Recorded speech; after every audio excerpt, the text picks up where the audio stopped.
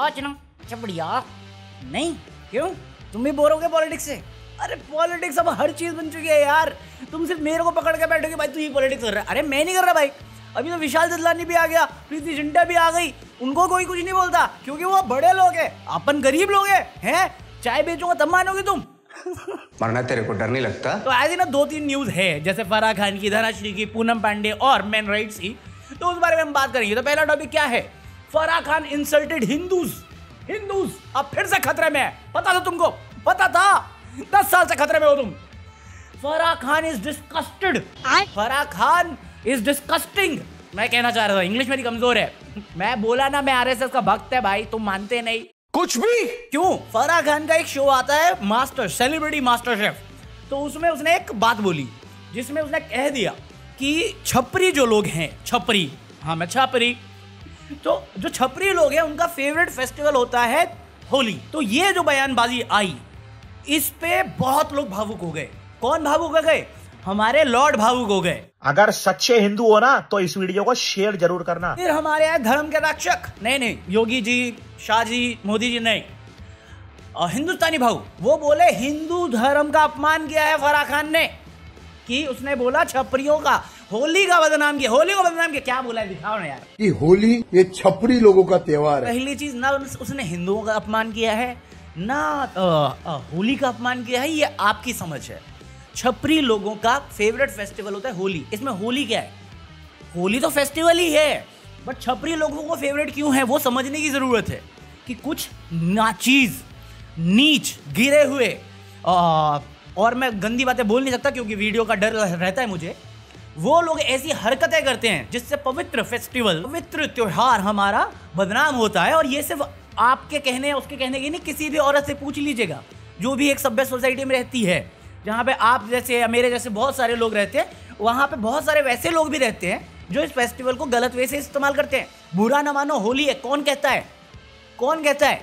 और क्यों नहीं मानूं बुरा? मैं मानने वाली बात है, मैं तेरे को जानता नहीं, तू कौन है रंग लगाने वाला?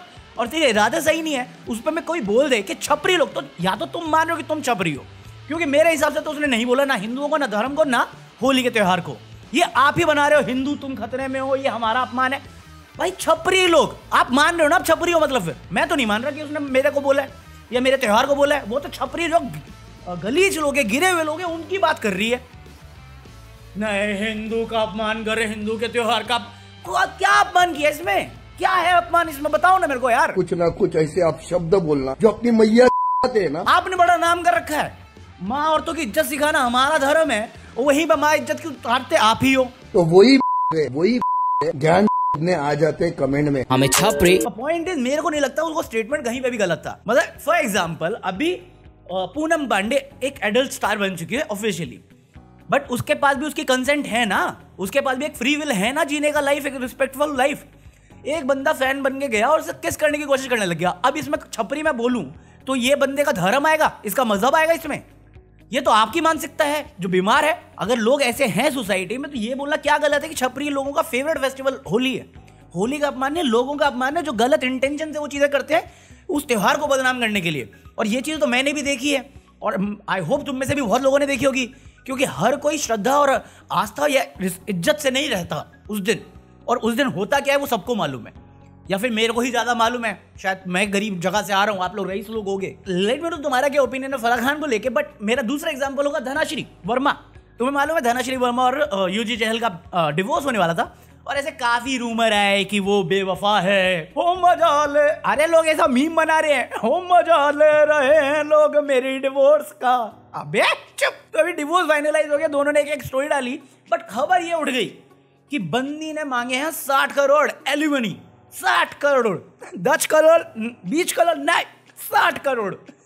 ऐसी सिर्फ अफवाह है, कोई भी प्रूफ नहीं है। दोनों पार्टीज की तरफ से कोई भी एक्सेप्टेंस नहीं आया है, दोनों तरफ से डिनाइल है, क्योंकि ये कोर्ट का मामला है, अभी कोर्ट में चल रहा है। तो ये 60 करोड़ कहां से आया हवा में भगवान जाने, बट लोगों ने बैठ के सर्टिफिकेट देना शुरू कर दिया धनाश्री वर्मा को कि वो तो चीटर है, उसका एक्स्ट्रा मैरिटल अफेयर है, वो तो लालची है, उसने फेम का यूज किया है, यूजी को फंसाया है, धोखा दिया है। क्यों भाई? तेरे साथ धोखा दिया उसने।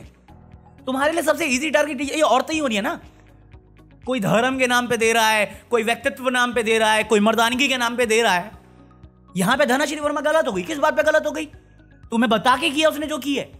अरे दो बंदों की आपस में नहीं बनी, अलग हो गए, नॉर्मल केस है। ऐसे कितने फर्जी केस बड़े हुए हैं। और 60 करोड़ का रोना तुम लोग कर रहे हो कि 60 करोड़ यार, 18 करोड़ तो यूजी को मिले जबकि one of the best spinner माना जाता है। अरे भाई नंबर्स नहीं आए, ये एक रूमर है, अफवाह है, कुछ कंफर्मेशन नहीं है उस बारे में। बट कैरेक्टर सर्टिफिकेट बांटने के लिए आ जाएंगे, जैसे धर्म का सर्टिफिकेट बचाने के लिए आ गए कि फराह खान ने धर्म का अपमान किया, यहां पे भी आ गए कि धनाश्री ने यूजी का इस्तेमाल किया है, मर्दों को का मजाक बना दिया है, कानून ऐसे। अरे भाई कानून व्यवस्था पे अगर क्वेश्चन करने हैं तो लिजिट को केसेस जो हैं, जो असली केसेस हैं जहां पे गलत हो रहा है आदमियों के साथ, उसमें बोलो ना। यहां पे ना कोई सर है, ना पैर है, ना हाथ है, ना कोई रीजन है, ना कोई प्रूफ है, तुम सीधा सर्टिफिकेट बांट रहे हो कैरेक्टर का उसके।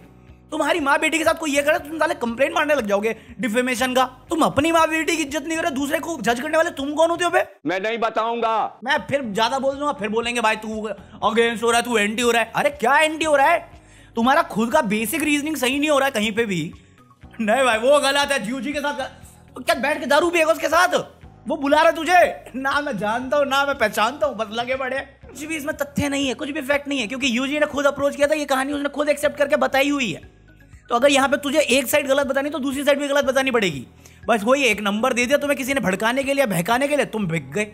यही तो है हमारी दुनिया कि हम कुछ बोलेंगे, कोई कुछ समझेगा, जिसको अपना बिजनेस निकालना होगा, धंधा बनाना होगा, वो उसको पकड़ के अपना नरेशन बनाएगा, फिर 4 बेवकूफ आएंगे वो उसको फॉलो कर लेंगे। और इसी में हमारा तीसरा केस आएगा प्रीति जिंटा का। क्यों? क्योंकि प्रीति जिंटा फ्रस्ट्रेट हो गई है ऐसी बकवास से जिनको मैं अभी बात कर रहा हूँ, जिस बारे में पता नहीं क्यों मुझे लगा ये इंपॉर्टेंट है, बट ये है काइंड ऑफ इंपॉर्टेंट। क्योंकि जस्ट बिकॉज तुम फेमस नहीं हो और तुमने कंपनी इमेज बना रखी है तो तुम सबको सर्टिफिकेट नहीं बांट सकते यार, सीरियसली।